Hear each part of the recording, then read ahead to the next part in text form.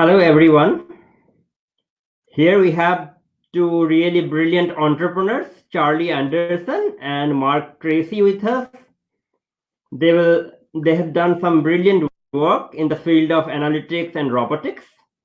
And now I'll pass it over to them so that they can speak about their startups, and then we will have Q&A with them. We'll start with Charlie first. Hi, how's everyone doing? My name is Charlie Andersen, and hopefully you guys can see my screen okay.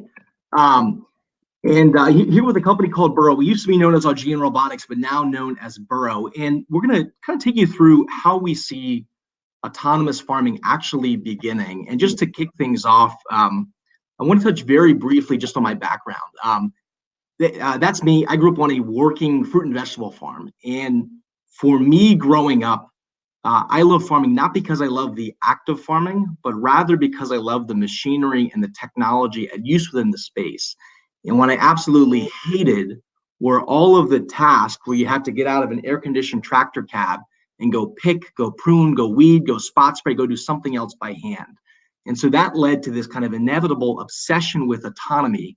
And so after getting an MBA from Harvard, I went to go work for Case New Holland, which is John Deere's largest competitor. And there spent almost 5 years looking at autonomy companies from an acquisition perspective, and then also did a lot of work selling and marketing machinery to farmers. And that experience really led me to the conclusion that autonomy is a force for new market disruption within agriculture. And that has a very specific meaning. What it means is that it's creating new markets that are underserved or ignored comprehensively by existing incumbents. And what is driving this is really a combination of two factors. One, today you have this perfect storm of technology advances. So suddenly with low-cost computer vision, with cheap, really good GPUs, and with good artificial intelligence, you can build economical platforms or economical robots that can navigate anywhere. And if they are exposed or if they can see things enough, they can be trained with enough of that data to recognize nearly anything. So the technology is evolving or emerging, and at the same time, we have this incredible labor threat within our food system, or rather a scarcity of labor within our food system. And I think this is particularly true in Western economies, but growers today are quite simply running out of people. And just from a macro perspective, at least in the U.S., you have this broad decline in the number of farm laborers going into the field. You've got a rising minimum wage plus regulation. You've got an aging workforce that is largely comprised of immigrants within a world of, increased border security kind of heightens things even further. And then into that mix, you have COVID. So things are really ratcheting up a notch with COVID as well. And I think when people think of agriculture, especially consumers, they tend to view it as this very homogeneous space. And the reality is that it's enormously diverse, and the vast majority, a large majority of revenue from a crop side comes from field crops. So the stuff in the Midwest, corn, wheat, and soybeans, those are where most of the mechanization companies are really focused. It's where they make most of their margin. The flip side of that is that because it's mechanized, virtually no people work there. So 88% of the U.S. crop workforce works instead in fruit, vegetable, and nursery crops, all the stuff around the outside of a grocery store. And there, labor costs are prodigious. Labor is the number one challenge, and robots are clearly the answer. The flip side of that is that because those spaces are very diverse, it's extremely difficult to commercialize things in a large total addressable market because each respective niche in the space is a niche. So the key is to develop something that scales across multiple use cases and can be grown into a significant opportunity. And we have collected what I believe is one of the world's best teams to do precisely that. And so my co-founder, Dr. Scott, received his PhD in computer vision-based autonomy from Oxford and spent a number of years with a computer vision autonomy startup called Cozy, where he was building robots that can autonomously navigate grocery stores and scan the shelves to tell you what inventory is where purely using computer vision. And then in addition, we have Vibor, Anthony, Elon, and Abalesh, who all have degrees from some of the best programs in the robotic space and are very interdisciplinary across the full stack. So from hardware to software to data. And finally, Chris is our head of California sales and service and literally grew up in the industry into which we are going. And this is our team today. We are doubling ourselves right now and bringing on quite a few more people. And our team sees a way to comprehensively automate some of the most labor-intensive areas of agriculture. But to do this, we are taking a phased approach or a stepped approach, beginning with people-scale collaborative robots that work alongside people, help them work more productively today, and collect a ton of data, thereby unfolding towards quite a bit more autonomy tomorrow. And to make this a reality, we are focused on an obvious, ubiquitous, prevalent problem, which is prevalent in everything from table grapes to blueberries to blackberries to persimmons to stone fruit to tomato production. And that problem is what you see here is that people in fields, when they're doing harvesting or other work, spend quite a bit of time moving things back and forth, which is the ultimate toehold around which you can build an autonomous platform. And that's what we're doing today. This is our launch product. It's something we call Burro. Most of the video you see here is going to be slightly older generation units. But what these are little computer vision based platforms that are used to convey fruit and other produce back and forth in fields. And what we have found is that if you can build an autonomous system that does this, it makes people enormously more productive today, but it's also a very challenging thing to do. And so to make a robot that can behave rapidly and reliably in these settings and is also cheap, we've had to develop an entirely new patent pending approach to autonomy that we call pop-up autonomy, where everybody in the field becomes an operator and the robot, it can be set up pretty much out of the box almost instantaneously. And then because it has a very strong perception layer and understands where it can drive, what's a tall weed it can drive over, what's a cooking fire it should stop for, it's able to behave autonomously throughout the day. And beyond this, we are cloud connected on each robot that we run, which means that over time we can add quite a bit more capability and also see what each robot is doing at scale. And so none of this would matter whatsoever if there was no decisive value creation to the farmer. And that's what I think is most exciting about this in an odd, kind of in an almost crazy way. If you have one of these robots running around for an 8 to 12 person crew, and we've shown this in quite a bit of A/B testing, that 8 to 12 person crew will produce 43% more fruit every day, which is like a 30 to 40 day ROI on a robot. Simultaneously, the autonomy necessary to do this is the core set of digital train tracks that you need to do all of the other autonomy in these respective spaces into which we're going. And so that's precisely what customers love about this product is it starts as something basic, but can unfold into quite a bit more. And on that note, last year we ran almost about 2.5 months of paid trials with growers in table grapes, blueberries, caneberries, and nursery crops. And from those, we really focused in on table grape production specifically. And table grape production in the US, it's about 125,000 acres, a $3 billion crop. Half of that revenue flows to labor, so enormously labor intensive and pretty similar in the US and in Australia and in other geographies. So the US is only 10% of global production, meaning that if we do well in the US, we can go into other geographies as well. And finally, the industry has a commission that represents the entire industry called the California Table Grape Commission, and we have partnered very closely with them because they've been looking for a product like this to bring into their space. So today, we have orders for 49 of these things going to 8 table grape growers who hire a combined 19,000 people every day to harvest from May until November or December. And each one of those growers has either a 6 or 8 pack. And initially at our current scale, we are selling them direct and servicing them direct. And the reason we can do that is that every single grower that we're servicing is within a 2-hour radius of Delano, California. So where all table grape production takes place is a very narrow region of the US. And finally, we are selling the hardware outright. I know you hear a lot about RAS and other companies. we have found that our growers want to buy stuff outright, although we offer those other models. But we're selling the hardware outright plus a recurring subscription fee for software updates and service. And then we also have a strong data component to our strategy that is emerging, and everything we do is with a 6-pack. And finally, from a traction perspective, we've been around since really spring of 2017. Since then, we've gone through 6 generations of hardware. We're upwards of 3,500 hours of autonomous operation, north of 1,000 miles of operation. We're doubling our team today.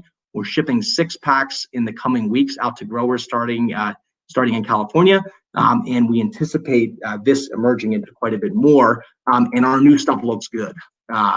And finally, moving quickly with scale in mind on the financial side, if we satisfy only our current order board, ignoring all of our other orders, we'd be doing north of $500,000 in revenue this year, and each grower that's taking these things could order quite a bit more.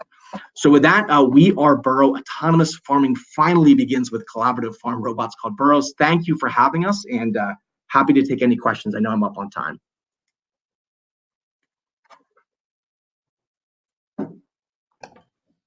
Yeah, thank you, Charlie. So we have 2 questions here. First question is, what type of infrastructure you need to use this in the farm, and how many months do you expect for the investment to pay off? I think 30 to 40 days is 1 month, or 1.5 months. So it pays for itself in 1 to 1.5 months. And then secondly, from an infrastructure perspective, they're IP65 rated. We've had units fall off of trucks. You can, I think growers will oftentimes have like a trailer, and they'll put 6 or 8 of these things on a trailer. 6 or 8 support a crew, and then they bring them into a central yard at night to lock them up and charge them out of a wall outlet. So that's about the extent of the infrastructure. These things have really been built with, the real world use case in mind. Okay, the other question is from Alberto. He's from Chile, which is the largest table grip exporter. So he's asking, have you thought of doing trials in Chile? So I'm saying no to customers right now. I have too much demand. So which is like a terrible position to be in. But I think right before getting on this call, I had a grower email us looking for 10 or 15 more. And we can't scale quickly enough, in large part because of COVID, it would seem. But so going to do trials in Chile when we have customers in the US where we can't satisfy demand is kind of a difficult, it would be hard to justify unless there was some pretty aggressive model for us to get them out there. One last question before we hand it over to Mark. So I think if you can collect good data from your customers, you can actually create a lot of good a better technology. So how do you incentivize the farmers to give you more data? Well, so each robot processes 1 terabyte of imagery per hour of runtime. Each robot has a modem on board. And so inherently, we're generating data constantly. So there's not really a whole lot of, in terms of incentivizing thing, I think growers are asking for us to do more things with that data, and we're turning on the pipes, if you will, with how we're going to market. So I might be missing the question a bit. Like, we have a cloud connected robot that is packed with computer vision running around in farm fields. It's kind of like the ultimate pipeline to create a ton of data that many other AI companies are looking for. And I think there are many paths towards monetizing that, although we have not fully commercialized that yet. Great. So your robot itself acquires a lot of data. So that's good to know. So yeah, thank you, Charlie. We'll hand it over to Mark now. Absolutely. Thank you.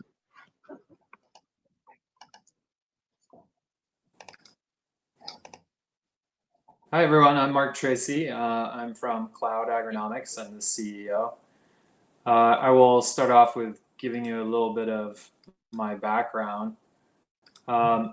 I worked for Cargill for almost 20 years in a variety of leadership roles. And, while I was there, I actually started off buying crops directly from farmers, corn, soybeans, and wheat. And then eventually joined Cargill's fledgling risk management business, which took derivative instruments from Wall Street and applied them to manage the price risk of ingredients of large food companies like Nestle and Unilever. That business became very successful. While I was there, I co-founded a new business within that to do the same thing that we were doing for large food companies for farmers. Those farmers, of course, had the same price risk as large food companies, but far less resource to manage them. I left to graduate school, came back and headed the sales of our institutional investor business, where we managed $2 to $3 billion of assets on any given day of pension fund, endowment, asset manager dollars invested in commodities and everything from liquid commodity strategies to highly illiquid co-investment alongside of Cargill into real physical assets. And then most recently, I was with the leadership team of Indigo Agriculture. I know Carson's from Indigo is speaking later in this conference, but Indigo is trying to be the digital disruptor to big food and has raised over $1 billion of venture capital. But I graduated from Brown University and have stayed very close to my alma mater and was connected to a startup business named Cloud Agronomics about 18 months ago. And the technology that I'm about to tell you about, the potential and the technical progress that was made by the founding team, I am not a founder, but our 3 founders all went to Brown, was so enticing and exciting that I joined full-time in November as CEO. I'll just go back to a period both at Cargill and at Indigo. I had the opportunity to work with geospatial analysis of farmland. The pictures that we take from space and interpret using machine learning and AI to extract as much information as we can about plants, specifically food plants in this case. But as a farmer told me in Nebraska a few weeks ago, he said, I'm tired of people telling me that my plants are stressed, but not telling me why they're stressed or what to do about it. Here at Cloud, we use hyperspectral imaging technology to actually create almost a CT scan of a plant in real time to capture its instantaneous health. We are fortunate in that this is technology that was developed actually by NASA for remote sensing to learn things about planets and stars. We're looking, our human eyes process only 3 bands of light, RBG. But hyperspectral imaging looks at over 1,000 bands of spectrum. And based off the reflectivity of that spectrum, we can learn a great deal about the objects that we're viewing. Fortunately, over the last 10 to 15 years, a number of land-grant institutions have done research, lab bench research, looking at crops with hyperspectral instrumentation. The challenge, though, was taking that hyperspectral cameras and detection and deploying it at scale across the entirety of a field commercially. And that's exactly what Cloud has done. So we are able to fly over farm fields at an altitude of around 8,000 feet and see the entirety of a field with true hyperspectral imaging. And this allows us to do things that have never been able to be done before at scale. One of which is to be able to detect nutrients. So here's an example that you're seeing of a nutrient map of nitrogen, whereby we are looking at a farm pivot. This farm happens to be in Kansas, and it's a cornfield. And we can classify down to basically a meter resolution how that field is doing in terms of this particular nutrient that's required for plants to grow and achieve their maximum yield. So in this case, classified as low, deficient, or normal, and then with additional granularity available. This is the alternative to this, which many farmers are using today, is to pay an agronomist to actually go out into this field and take tissue samples at specific points, which is very costly. It's slow. You get the results slowly. and you're only looking at distinct points in the field. It doesn't give you entire coverage. So this is really what cloud was created to do. And we will be delivering these insights in the future on a single core platform whereby you will be able to view through a map view different analytical layers. So for example, right now we offer digital agronomy, and we're able to see a number of insights there, like southern corn rust as a disease, or nitrogen, potassium, and sodium that we talked about before. We're also proving this year our ability to remote sense carbon, which is very exciting because both Indigo and now Cargill are paying farmers to adopt regenerative practices of farming to put more atmospheric carbon into their soil. And I spoke at a panel in UNC on carbon farming just last month. The challenge for some of that carbon farming is it's very difficult and onerous and expensive to verify the amount of carbon that's in soil and monitor those changes over time. Today, you can imagine you're looking at a 10,000 acre field, which is not exceptional in the Midwest United States row crop farming. You would have to take multiple samples of dirt, put them in a test tube, and bring them to a lab and continue to do that over time. Cloud Agronomics can fly over that field and view remotely how much carbon is actually in that soil. And so we're very excited to be enabling a scalable and more rigorous market, a voluntary carbon credit market associated with farmland, which should unlock significant value to farmers. In the future, and what we're working on now, is to build out those analytical layers to include things like yield prediction, and also help insurers understand what type of damage may have occurred to the crop, or how a crop is being taken care of during the year. We have an absolutely fantastic team, I'm pleased to say. Our three founders are listed on here. Our chief scientist is Jim Kellner, who has been at Brown University for quite some time. So you can see he's an ambassador at Planet Labs and a principal investigator on a LiDAR instrument that is on the International Space Station.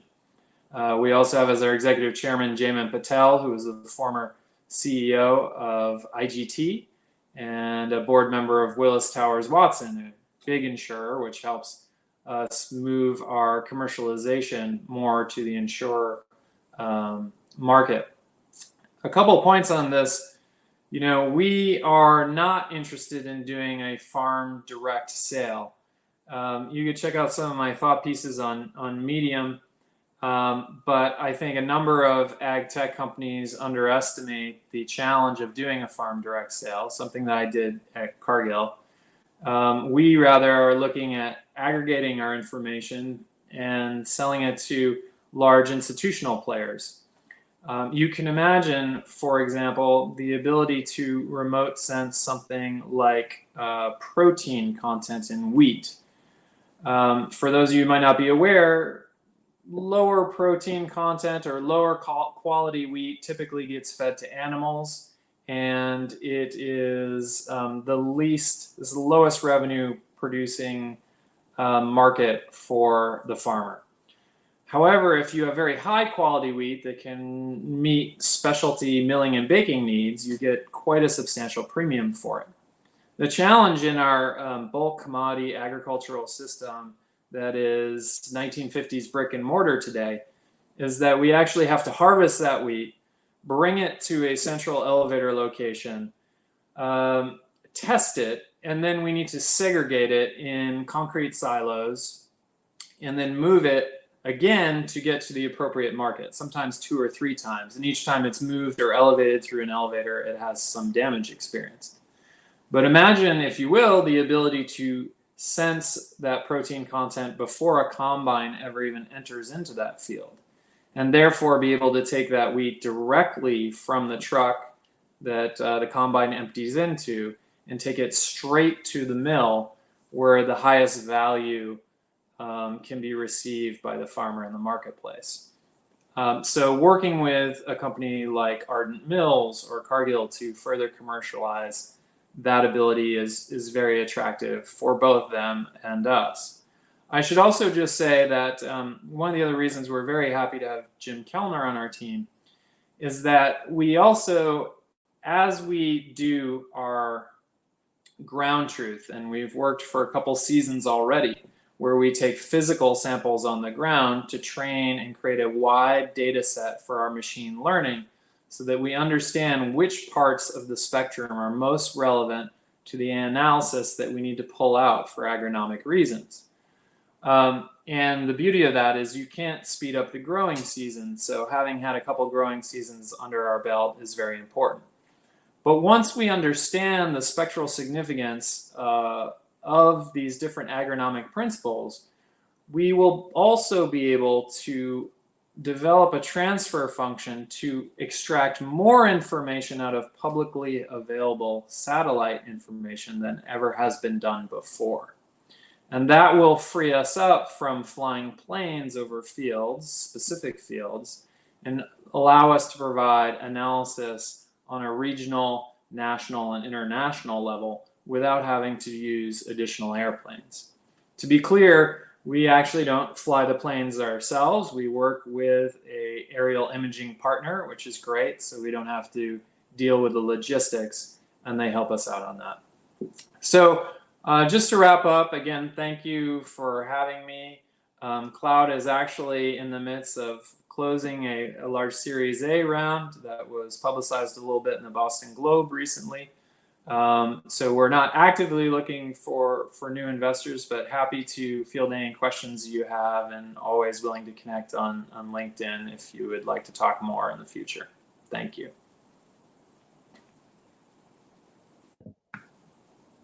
Thank you, Mark. Thank you, Mark. That was a brilliant presentation, and it's a really brilliant company. So we have one question, that is, who pays for your service that you provide? I'm assuming it is big companies like Cargill or Indigo, but we'd like to know from you. Yeah, absolutely. We also work with large institutional growers. So someone like a Wonderful Company or a Sunkist or an Ocean Spray, who have quite a number of fields, would pay us on typically a per acre basis, whereas an insurer or a hedge fund or bank or large commodity company who's looking more for aggregate information, but also may zoom into a specific field from time to time, would typically be paying us more on a subscription basis. Okay, and as a follow-up to that, how many such companies are there in the US market? Companies like Cargill, Indigo, or other institutional growers who can use your service? Yeah, so I think in the US, there are a great deal that get us to pretty interesting revenue numbers pretty quickly. But if we just talk about something like carbon, for example, whether we're working with Indigo or Cargill, and I should say we've had great conversations with Microsoft, who have made an amazing commitment to offset their carbon footprint back to their founding, but have been very frustrated on their ability to find voluntary carbon credits that are rigorous scientifically and ones that are scalable. So they see the potential for us to help unlock this farmland market as a global way to scale voluntary carbon credits, pay farmers additional revenue, and have a positive impact.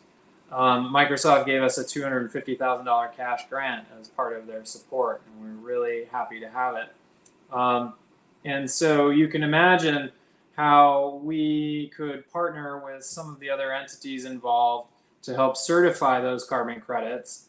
And as you know, the market demand is quite large now for Fortune 100 companies to offset their carbon footprint. So I think that has real potential for us to expand our customer set.